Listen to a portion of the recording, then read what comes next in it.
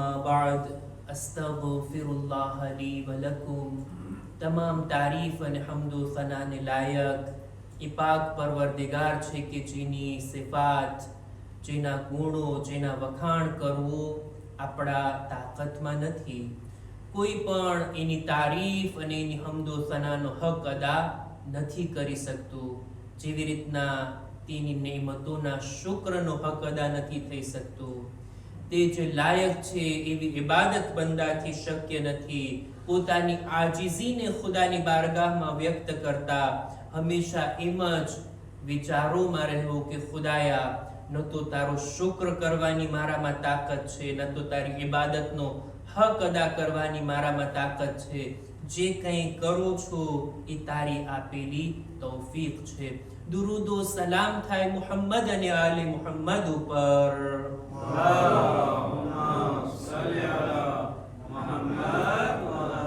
કે ખુદાએ તેઓને આપણી હિદાયત માટે એવા પાકો પાકીઝા, બેઐબ અને દરેક બુરાઈઓથી દૂર રાખીને આપણી તરફ મોકલ્યા છે, જેથી જ તેમના કલામ પણ આપણા માટે હુજ્જત અને તેમની સીરત પણ આપણા માટે નમૂને અમલ છે.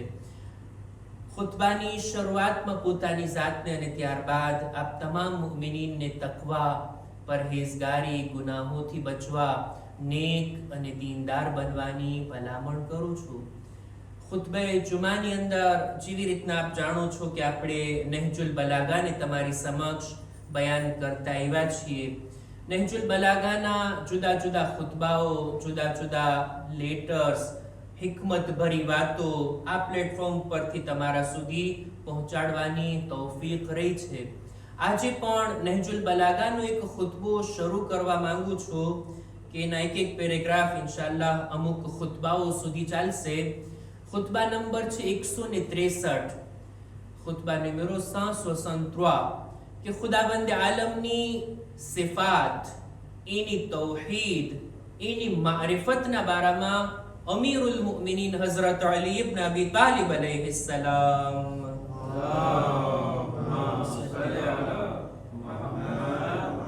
મૌલા અલી બયાન કરે છે કે ખુદાની હમદો સના, ખુદાની સિફાત, ખુદાના અફઆલ એને આપણી સામે રાખે છે, જેથી આપણી મારિફતમાં વધારો થાય. જો ખુદાની ઝાત એવી ઝાત છે ને કે જેને આપણે સમજી નથી શકતા.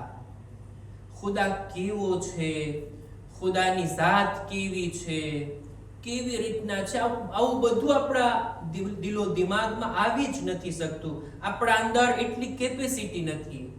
એટલે જ ઈ રસ્તો કે જેના ઝરિયાથી આપણે અલ્લાહની મારિફત મેળવી શકીએ ને, ખુદાને ઓળખી શકીએ ને, એ છે અલ્લાહની સિફાત. એની ઝાતની અંદર વિચાર કરવાની મનાઈ છે, પણ એના સિફાત, એના ગુણો, એની કાલિતે, એના ઉપર બંદો જેટલો વિચાર કરશે ને એટલી ખુદાની મારિફત એના દિલમાં વધારે થશે. અલ્લાહની સિફાત પણ અલગ અલગ રીતના જુદી જુદી તકસીમ થાય. સિફાતે સુબૂતિયા છે, સિફાતે સલબિયા છે, સિફાતે જલાલ અને સિફાતે જમાલ, અને એવી જ રીતના અમુક છે સિફાતે ઝાત અને અમુક છે સિફાતે ફેલ. આ રીતના ઇલ્મે કલામમાં ખુદાની સિફાતના બારામાં વિસ્તારથી વિગતવાર ચર્ચા થતી હોય, પણ હવે ઇલ્મે કલામ પડવાનો ન તો પબ્લિકને ટાઈમ છે, ન તો ઉલમાને બયાન કરવાનો કંઈ મૂકો. આપણે આવીએ મૌલા અલીની ઝબાનથી ખુદાની મારિફતને મેળવવાની કોશિશ કરીએ. મૌલા અલી કેવી રીતના આપણને ખુદાની ઓળખાણ કરાવે છે, ખુદાના સિફાત કેવી રીતના આપણી સામે બયાન કરે છે, જેથી અલીની ઝબાનથી આપણે ખુદા સુધી પહોંચી શકીએ અને ખુદાની મારિફત હાસિલ કરી શકીએ. એ હેતુસર આ ખુતબાને આજથી શરૂ કરું છું. ખુતબા નંબર 163 નહજુલ બલાગામાં શરૂઆત આ રીતના થાય છે: અલ્હમ્દુલિલ્લાહ ખાલિકિલ ઇબાદ વસાતિહિલ મિહાદ વમુસીલિલ વિહાદ વમુખસિબિન નિજાદ. કેટલા ફસાહતો બલાગત ભેરા શબ્દો.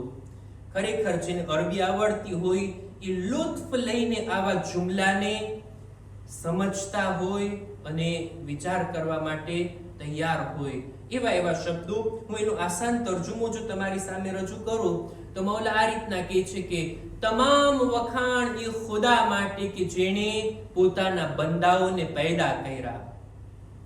મૌલા એમ નથી કહેતા કે ઇન્સાનોને પેદા કર્યા, નહીં, ફક્ત ઇન્સાન જ અલ્લાહના બંદા નથી, ફરિશ્તાઓ પણ અલ્લાહના બંદા છે ને, જિન્નાત પણ અલ્લાહના બંદા છે. અને કાયનાતમાં એવી કેટલી મખલુકાત છે જે બધા અલ્લાહની બંદગી કરે છે ને ઇબાદત કરે છે.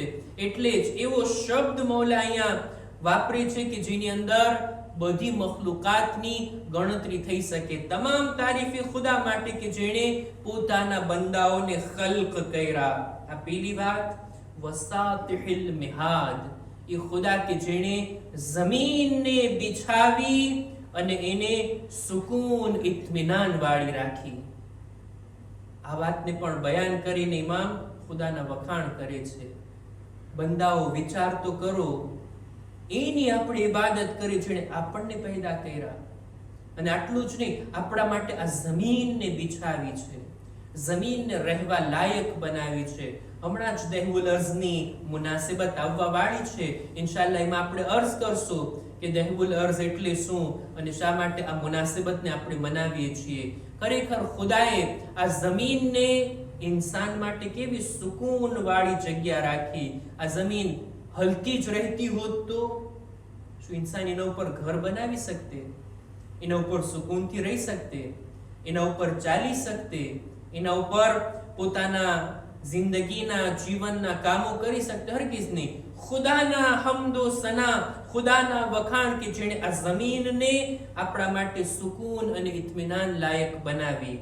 ત્રીજી વાત, વ મુસીલિલ વિહાદ, વખાણ એ ખુદાના કે જેણે નદીઓની અંદર પાણી વહાવ્યું. આ જમીનને ખુદા એક સરખી નથી બનાવી. અમુક ભાગ ઊંચાણ વાળા છે તો અમુક નીચાણ વાળા છે. અને ઈ રાખવાની પણ હિકમત કે જેથી પાણી વહી શકે, નદીઓ અને ઝરણાઓ આગળ વધી શકે. આ પણ ખુદાના કામોમાંથી કામ છે કે જેણે નદીઓને વહાવી છે. લૈસા વ મુખસિબિન નિજાદ, અને આટલું જ નહીં, ખુદાએ જમીનો ઉપર, જમીનની બુલંદીઓ ઉપર પણ હરિયાળી રાખી છે, ઝાડ, ફૂલ અને લીલોતરી ઉગાડી છે.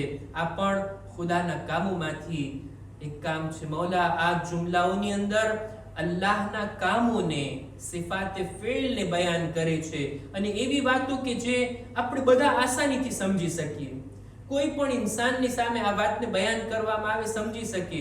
એ ખુદા જેણે આપણને પેદા કર્યા, આ જમીનને આપણા માટે બિછાવી, એણે પાણી વહેવાની વ્યવસ્થા કરી આ જમીન ઉપર, અને એણે જમીનથી ઝાડ, ફળ અને લીલોતરીને ઉગાડી છે જે આપણો ખોરાક બને છે, આપણા માટે જિંદગીની બકાની જરૂરત છે. ત્યારબાદ મૌલા અલી ખુદાની એવી સિફતને બયાન કરે છે કે જેના અવ્વલ અને આખિર, સિફાતે અઝલી અને અબદી હોવાની વાત. લૈસા લિ અવ્વલિયતિહી ઇબ્તિદા વલા લિ અઝલિયતિહી ઇન્તિદા હુવલ અવ્વલ વલમ યઝલ વલ બાકી બિલા અજલ. ખુદાની ઝાત એ છે ને કે જેના બારામાં આ રીતનો સવાલ પૂછવું ગલત છે કે ખુદા ક્યારથી હતો. એવી જ રીતના આ સવાલ પૂછવો પણ ખુદા માટે ગલત છે કે ખુદા કેટલું રહેશે. આ બધું મખલુક માટે છે. આપણા માટે પૂછી શકાય કારણ કે આપણે પહેલા નહોતા, અત્યારે છીએ, અને એક સમય આવશે જ્યારે આપણે નહીં હોશું. આ મખલુકની સિફત છે કે જેના માટે ટાઈમની લિમિટ હોય, સમય મર્યાદા હોય. આપણે એક સમય હતો કે નહોતા, અને પછી આપણી એક શરૂઆત થઈ છે. આપણે હવે એક્ઝિસ્ટે થઈએ છીએ, હવે આપણું વજૂદ છે, એક શરૂઆત છે ને આપણી. ખુદાના બારામાં શરૂઆત ના પૂછી શકાય. એને જ કહેવાય અઝલ. ખુદા પહેલેથી હતું, એની શરૂઆતની ઘડી કોઈ નથી. એવો પહેલો છે કે જેની કોઈ શરૂઆત નથી, અને એવો બાકી રહેવા વાળો છે કે જેની કોઈ લિમિટ નથી, કોઈ અંત નથી આવવાનો.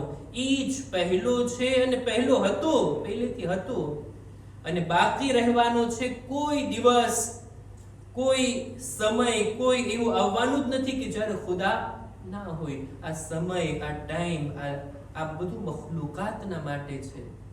ઇન્સાનો માટે પૂછી શકાય, અલ્લાહની પેદા કરેલી ચીજોના બારામાં પૂછી શકાય, બાકી ખુદાના બારામાં ના પૂછી શકાય. શા માટે ના પૂછી શકાય?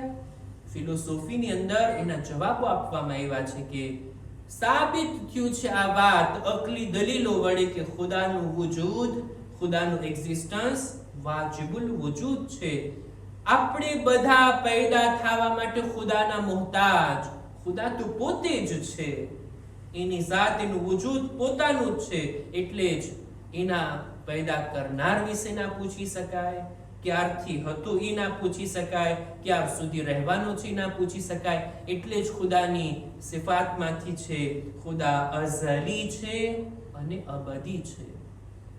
ખુદાવંદ આલમ કુરાન મજીદની આયતોમાં પણ આ વાતને એવી રીતના બયાન કરે છે કે હુવલ અવ્વલ વલ આખિર વલ-ઝાહિર વલ બાતિન વહુવા બિકુલ્લિ શૈઇન અલીમ. ખુદા પહેલો છે, ખુદા આખિર છે, ખુદા ઝાહિર અને બાતિન છે, એ બધું જ જાણકાર છે. ખુદાની આ સિફાતને બયાન કર્યા બાદ ઇમામ ફરમાવે છે ખરત લહુલ જીબાહ વ વહદતહુલ શિફા.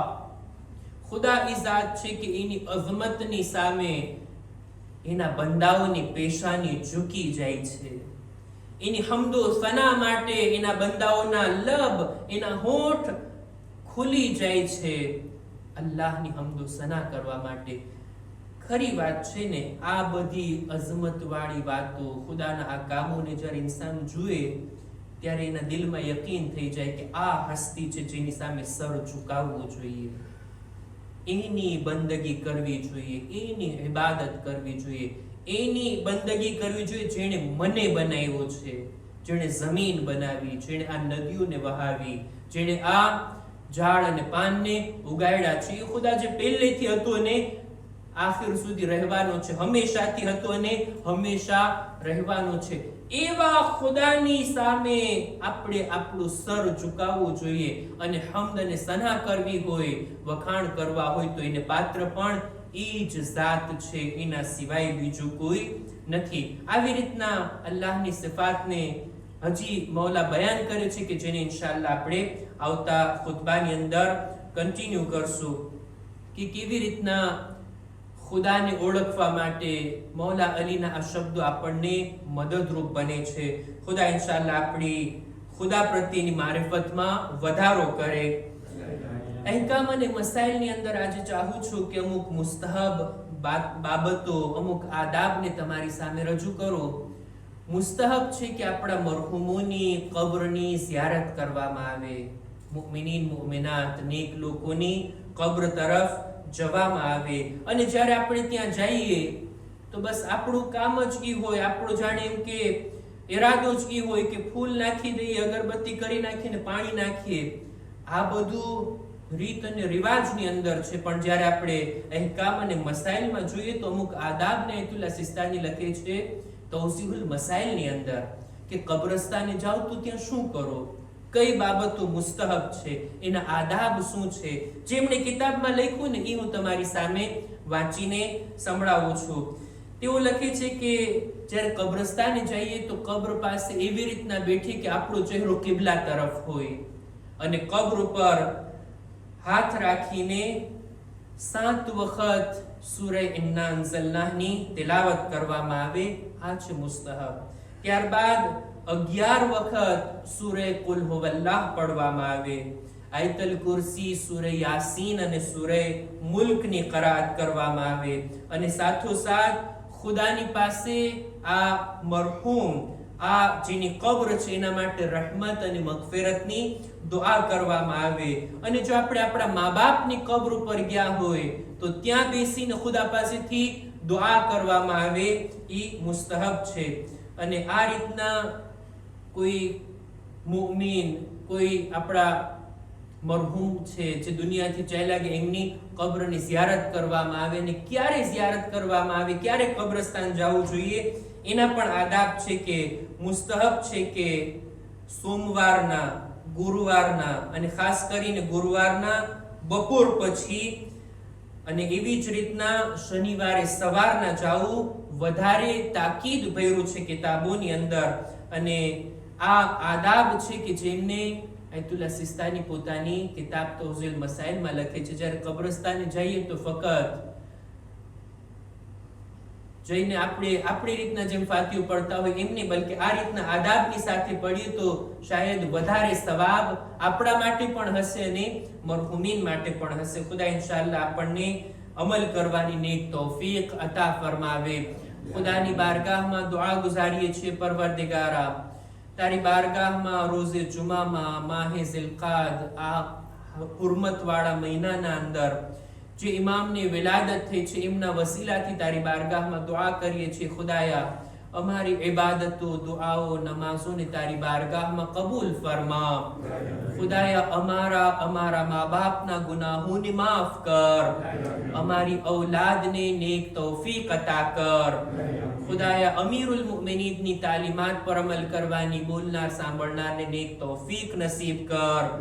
ખુદાયા દરેક મુમિનીન મુમિનાત જો બીમાર છે શિફાએ કામિલા અતા કર. ખુદાયા અમારા બદનમાં પણ સલામતી આપી દરેક બીમારીઓથી અમોને મહેફૂઝ રાખ.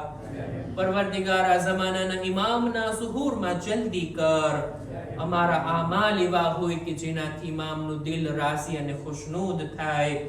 પરવરદિગારા તારી બારગાહમાં દુઆ છે અમારા મરહુમીનની મગફિરત ફરમાવ. ربنا تقبل منا إنك أنت السميع العليم